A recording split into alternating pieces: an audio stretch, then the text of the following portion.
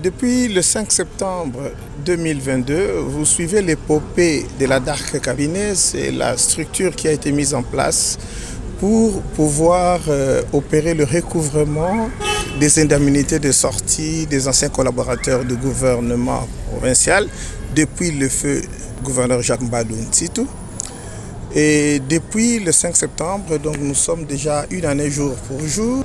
Jusqu'à présent, rien n'a été versé aux ayants droit. À part le gouverneur AI Justin Luemba qui a payé 3 mois de ses collaborateurs, ce qui est une injustice parce que quand on a des enfants, soit tout le monde mange, soit tout le monde dort sans manger. N'empêche, nous avons pris notre bâton de pèlerin.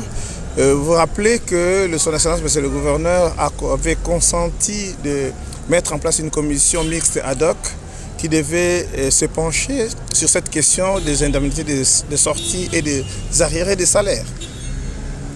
Il se fait qu'il y a déjà des conclusions qui ont été tirées, mais la mise en application continue à tarder. Et nous avons résolu de venir voir Monsieur le directeur de cabinet de Son Excellence, Monsieur le Gouverneur. Notre leitmotiv aujourd'hui, c'est qu'on puisse briser la glace qui s'est érigée au niveau du ministère des Finances. La partie technique qui a été travaillée avec les sous-gestes, les sous-gestionnaires, donc et l'OD, ainsi qu'un conseiller du ministère des Finances, ce dossier-là n'est jamais arrivé à la commission. Et nous sommes venus voir le DIRCA pour nous demander comment ça se fait que ce dossier n'est jamais venu dans une mise en commun pour dégager les conclusions globales qui puissent permettre à Son Excellence, Monsieur le Gouverneur, d'apprécier le dossier et de procéder au paiement, totalement, partiellement ou par palier.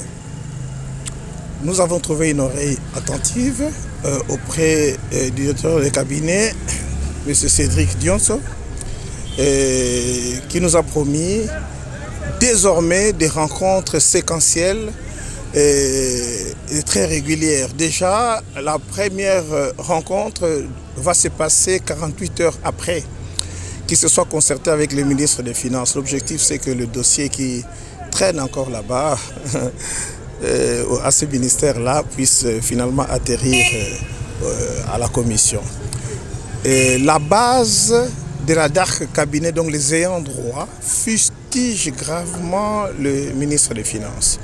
Comme nous sommes en politique, nous ne savons pas qu'est-ce qui se cache derrière ce qui paraît être comme une insubordination du ministre des Finances face à l'arrêté signé par Son Excellence, Monsieur le Gouverneur de province. Ça spécule de partout. Et nous avons dit à l'autorité qui a été représentée par le directeur de cabinet qu'il est de l'intérêt du pouvoir provincial de vite débloquer ces dossiers, que ces dossiers quittent ces bâtiments d'Nkalankala au ministère des Finances et que ça atterrisse à la commission. Donc dans les 48 heures, nous saurons quels sont les progrès qui auront été faits. Entre-temps, il y a eu, c'est vrai, des menaces de sorties dans la rue, des menaces de manifestations, des menaces de déclarations. Pour le moment, nous allons surseoir à cela. On va voir le premier signe dans les 48 heures. Qu'est-ce que le directeur des cabinets va nous proposer? Ce n'est qu'à ce moment-là que nous allons nous déterminer la suite de nos démarches. Si dans 48 heures, nous ne trouvons pas gain de cause, nous ne trouvons pas une preuve de bonne volonté, nous ne rencontrons pas des signaux clairs, ça veut dire que nous allons quitter les champs de la négociation, de la diplomatie, pour aller vers les champs de la confrontation. Mais ça ne fera du bien à personne, ni au gouverneur, qui est candidat ici dans la ville de Matadi, ni à ses collaborateurs, surtout ceux-là qui sont épinglés comme des agents de blocage de ce dossier. Même la campagne électorale de ces candidats ne sera pas facile parce qu'ils trouveront sur leur chemin les amis de la DARC. Mais nous voulons qu'ils continuent à diriger la province. Ils n'ont eu qu'une année. C'est trop peu pour avoir un bilan. Nous voulons qu'ils aient le temps nécessaire pour qu'ils aient également l'occasion de laisser leurs empreintes.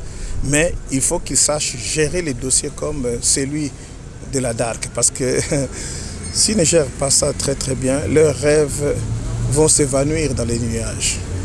Par rapport à la population, ils doivent savoir que si le stade de Lumumba a atteint ce stade de parachèvement, c'est pratiquement achevé, il n'y a que les détails qui restent.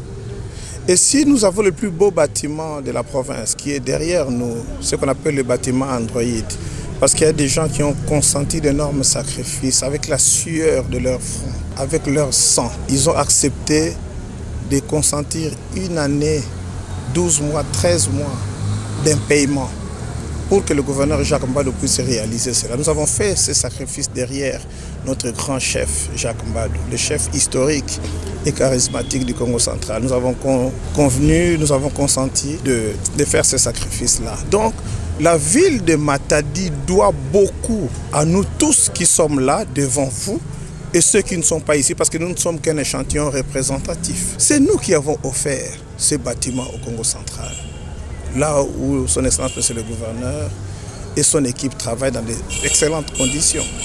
C'est nous qui avons offert tous ces gradins qu'on voit là-bas, dans les quartiers nord, la commune de Mvuzi, le stade Lumumba. C'est nous. Si le stade se termine un jour et que nous ne sommes pas payés, nous avons fait parce que